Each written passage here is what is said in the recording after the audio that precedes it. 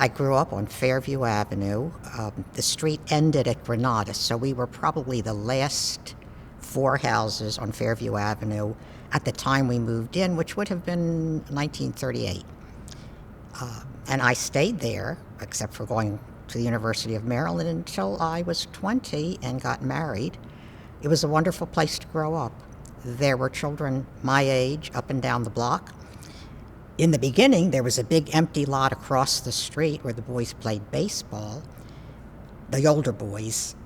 We younger ones played spud in the middle of the street. We played hopscotch on the sidewalk. The girls played jump rope in the street. There was no problem.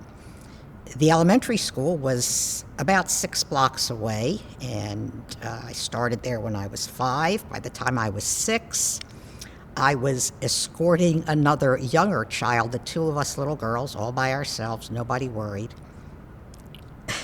Nobody worried about it. The neighborhood was almost entirely Jewish. Beth-Tefillah was on the corner of Fairview Avenue and Garrison Boulevard. And there was a church right across the street on the other side of Fairview Avenue. But as far as I can remember, the elementary school was entirely Jewish. I don't remember anybody that I knew was of a different faith at that time. And what was interesting, as I think back, what was interesting in those days was that every December, all the children in the school made paper chains to put on the great big Christmas tree that was installed outside the principal's office. And we all rehearsed Christmas carols so that we could sing them around the tree on the last day before the Christmas break. And the principal gave out candy canes. And nobody thought that was in any way strange. We also did Easter eggs. We would dye them at home and bring them in and show everybody our pretty Easter eggs. I must have thought it was an American holiday. It was not until I got into junior high school, I suppose, that I had classmates of any other faith. Now, this was way before Brown v. Board of Education. So 64 was entirely white. The neighborhood was entirely white. The junior high school was entirely white. I started Western in the 9th grade.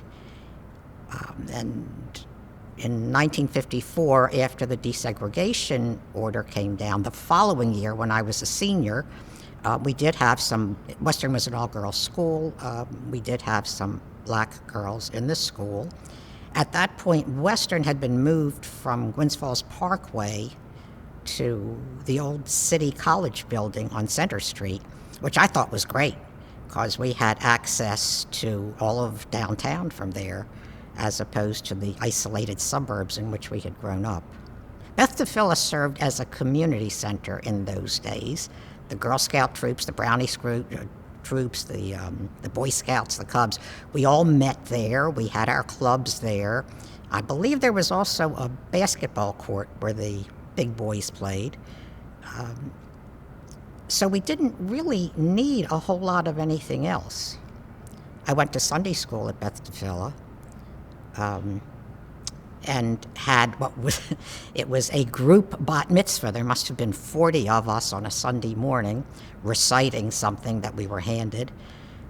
And then when I was 15, one of my friends invited me to come to Baltimore Hebrew with her.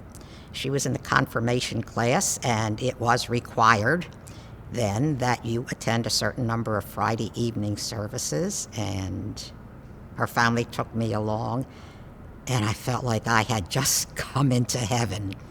It was so different. It was so beautiful. It was so lovely to be sitting there with a family rather than behind a barrier. So I was 15, joined the youth group here, and stayed with it until I got married. I was almost 20. My husband had been ROTC at college. He was ordered to go to Hill Air Force Base in Ogden, Utah.